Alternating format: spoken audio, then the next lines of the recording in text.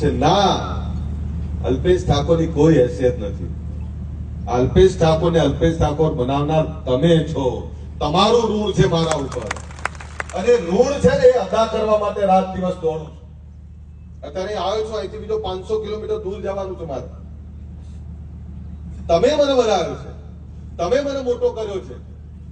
અને દીકરો સમાજમાં હંમેશા દીકરો જ હોય.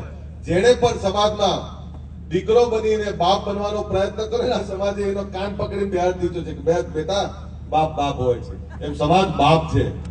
આ સમાજ બાપ છે. તો માણસ ગમે એટલો મોટો થાય, સમાજથી મોટો ક્યારેય નથી. હું તમારો દીકરો છું. મને હમણાં મળ્યો બાને, તો બાએ મને લાડથી આમ હાથ ફેરવ્યો હતો. સ્વરૂપજીને ઈચ્છા થઈ. બાબુલાલે જોવા લાગ્યા મારે હું સ્વરૂપજી. બાએ જે હાથથી લાડ ફેરવ્યો, સાહેબ હિંમત મળે આપણે.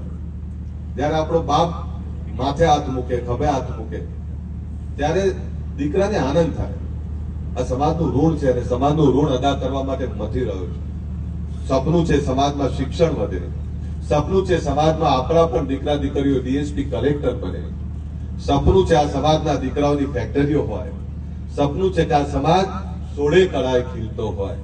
અને પેલા કે છે ને, હાથમાં દોરા કાનમાં દોરા, એવું નહીં.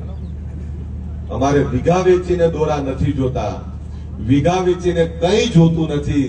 આ ધંધા રોજગાર કરી અને સોનાની પાટ લાવતા આ સમાજના દીકરા દીકરીઓને જોવા છે.